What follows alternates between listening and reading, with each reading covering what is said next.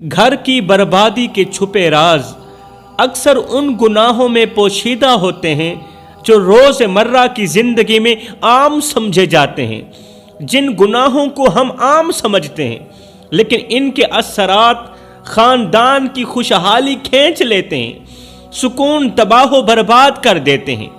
جب کسی گھر میں غربت آتی ہے تو صرف مالی حالت ہی خراب نہیں ہوتی بلکہ اس کے ساتھ پورے خاندان کا سکون بھی ختم ہونے لگتا ہے۔ ایک غریب گھر میں اکثر چھوٹے چھوٹے مسائل بڑے بڑے جھگڑوں میں بدل جاتے ہیں، چھوٹی چھوٹی لڑائیاں بڑے بڑے جھگڑوں میں بدل جاتی ہیں، کیونکہ جب بنیادی ضروریات ہی پوری نہ ہو سرے سے تو محبت اور صبر بھی کمزور پڑنے لگ جاتے ہیں۔ مثال کے طور پر اگر ایک گھر میں کھانے کے لیے روٹی کم پڑ جائے تو وہی گھر جو کبھی محبت کا گہوارہ تھا شکایتوں اور تلخیوں کا میدان بن جاتا ہے۔ شوہر اور بیوی جو زندگی کے شریک حیات ہوتے ہیں غربت کی چکی میں پس کر ایک دوسرے پر الزام تراشی کرنے لگتے ہیں۔ وہ میاں بیوی جو کبھی ایک دوسرے سے محبت کرتے تھے، پیار سے رہا کرتے تھے، آج ایک دوسرے کی الزام تراشی کرنے لگے۔ آخر ایک دوسرے کی الزام تراشی کرنے پر انہیں کس نے مجبور کیا؟ غربت نے مجبور کیا۔ غربت صرف جسمانی ہی نہیں بلکہ روحانی سکون بھی ختم کر دیتی ہے، اور جب گھر میں برکت نہ رہے تو عبادت میں بھی کوتاہی ہونے لگتی ہے۔ جب گھر میں رزق نہ آئے، جب گھر کا ہر ایک فرد روٹی کے لیے پریشان ہو، چار پیسے کے لیے پریشان ہو، تو پھر عبادت میں بھی کوتاہی ہونے لگتی ہے۔ یہ سب کچھ اکثر ان گناہوں کا نتیجہ ہوتا ہے جو ہم معمولی سمجھ کر نظر انداز کر دیتے ہیں، جن گناہوں کو ہم چھوٹا سا سمجھ کر نظر انداز کر دیتے ہیں۔ آخر وہ کون سے گناہ ہیں جو ہمارے گھر کو غربت کی دلدل میں دھکیل دیتے ہیں؟ وہ کون سے اعمال ہیں جو اللہ کی برکت کو ہم سے دور کر دیتے ہیں؟ عورتوں کا پہلا گناہ، اب دل کے کانوں سے سنیے گا، خصوصاً عورتیں اس بیان کو دل کے کانوں سے سنیں۔ عورتوں کا پہلا گناہ غیبت کرنا، بڑے افسوس کے ساتھ کہنا پڑ رہا ہے، بڑے ارمان کے ساتھ کہنا پڑ رہا ہے، اور ساتھ میں مجھے ہنسی بھی آتی ہے۔ جہاں دو عورتیں ملتی ہیں وہاں غیبت کا تھال ضرور سجتا ہے۔ مثال کے طور پر اگر کسی عورت کی ساس نے ایک مرتبہ سالن میں نمک زیادہ ڈال دیا ہو تو وہ اس بات کو ایسا بڑھا چڑھا کر بیان کرتی ہے جیسا کہ ساس نے نمک نہیں کوئی ایٹم بم ڈال دیا ہو۔ ہمارے معاشرے میں یہ حالت ہو گئی ہے کہ اگر کسی عورت کو گھر سے باہر جانے کا موقع نہ ملے تو وہ کال پر اپنے دوست سے کہتی ہے، کال کے ذریعے اپنے دوست سے کہتی ہے، یار تمہیں پتہ ہے فلاں کے گھر کیا ہوا۔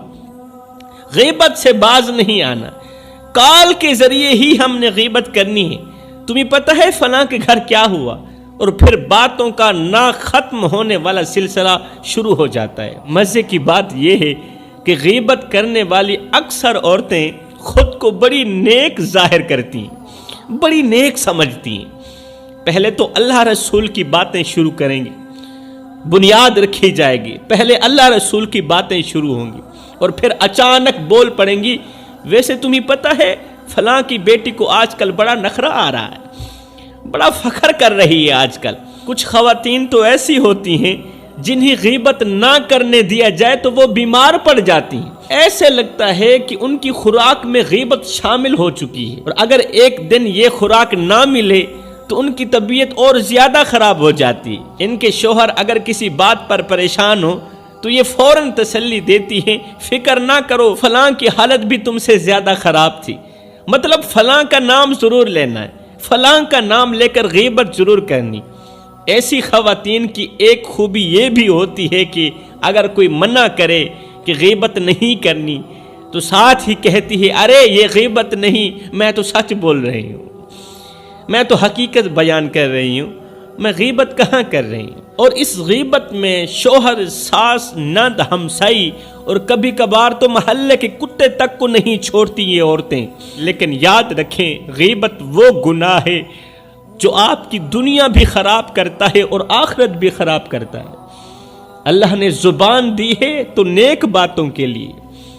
اگر آپ چاہتی ہیں کہ آپ کا گھر جنت کا گہوارہ بنے تو اپنی زبان کو روکو، ورنہ آپ کی زبان آپ کو ایسی جگہ لے جائے گی جہاں نہ کوئی ہمسائی ہوگی تمہاری غیبت سننے والی، نہ کوئی چغلی ہوگی، بلکہ صرف حساب کتاب ہوگا اور عذاب ہوگا۔ گھر میں غربت لانے والا دوسرا گناہ فضول خرچی۔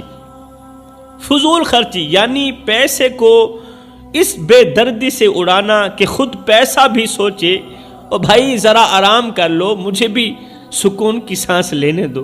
کچھ خواتین تو سپر مارکیٹ جا کر ایسی خریداری کرتی ہیں جسے دنیا ختم ہونے والی ہو، تیزی سے جلدی سے خریداری کرتی ہیں جیسے دنیا ختم ہونے والی ہو، یہ بھی دے دو، یہ بھی دے دو، یہ بھی دے دو، آج سیل لگی ہے چلو جلدی سے لے لیتے ہیں، ہر ایک چیز خرید لیں گے چاہے وہ چیز گھر میں پہلے سے ہی کیوں نہ موجود ہو۔ لیکن سیل کا سن کر ایسے لگتا ہے کہ اگر نہ خریدی جائے تو قیامت آ جائے گی، لیکن گھر آ کر پتہ چلتا ہے کہ جو چیزیں لے کر آئی تھیں وہ چیزیں تو ہماری ضرورت کی تھی ہی نہیں۔ یاد رکھو میری بہنوں، فضول خرچی نہ صرف رزق کی برکت ختم کرتی ہے بلکہ گھر کو قرضوں اور جھگڑوں کا میدان بنا دیتی ہے۔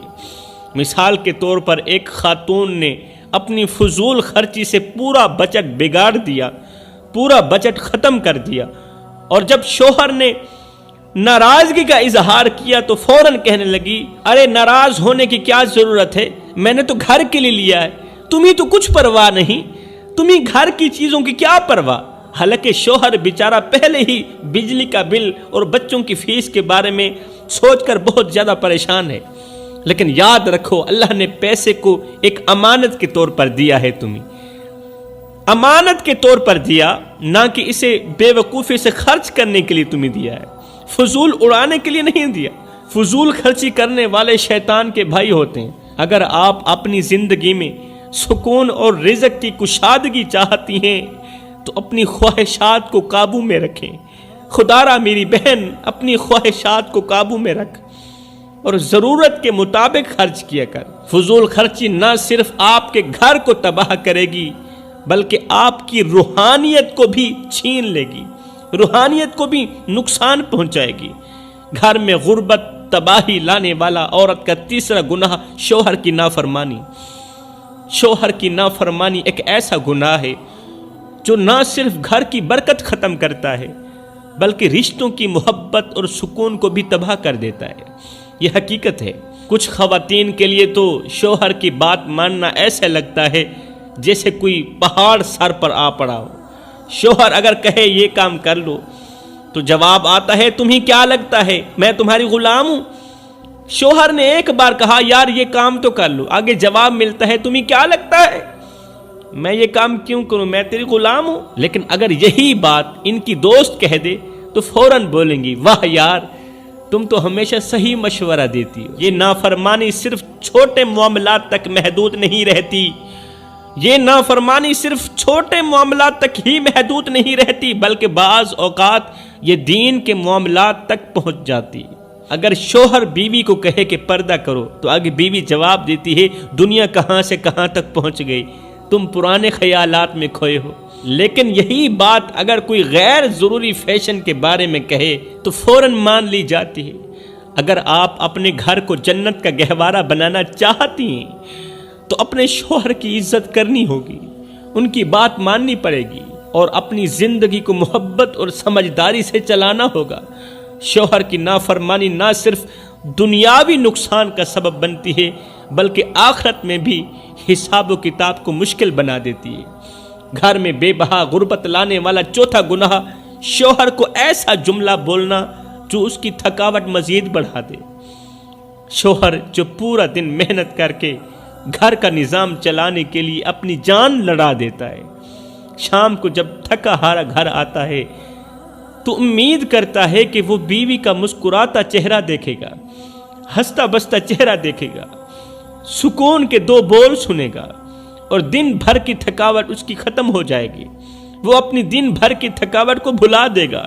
لیکن افسوس جیسے ہی شوہر گھر میں قدم رکھتا ہے بجائے اس کے کہ بیوی خوش آمدید کہے بلکہ اس کے پہلے الفاظ بھی یہی ہوتے ہیں کہ آ आ गए, इतनी देर क्यों लगा दी? मुझे तो लगा तुम्हें आज छुट्टी भी नहीं मिलेगी। इतनी देर से आए हो, मुझे तो ऐसे लगा कि आज जनाब साहब को छुट्टी भी नहीं मिलेगी। शोहर जो पहले ही दिन भर की थकावट से निढाल होता है, इन अल्फाजों को सुनकर खुद को मजीद थका हुआ महसूस करने लगता है। कुछ बीवियां तो शोहर के आते ही शिकायतों का दफ्तर खोल देती हैं। बच्चों की फीस का क्या होगा, बिजली के बिल का क्या बनेगा।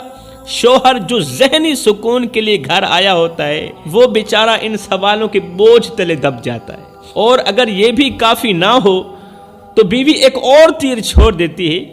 एक और तीर छोड़ते हुए कहती है, आज तो पंखा भी खराब हो गया है, तुम्हारे लाए हुए पंखे हमेशा खराब ही निकलते हैं, पता नहीं अच्छी चीज क्यों नहीं लेकर आते। बेचारा शोहर जो दिन भर मेहनत करके खुशियां लाने की कोशिश करता है, इस तरह के अल्फाज सुनकर दिल ही दिल में रो देता है।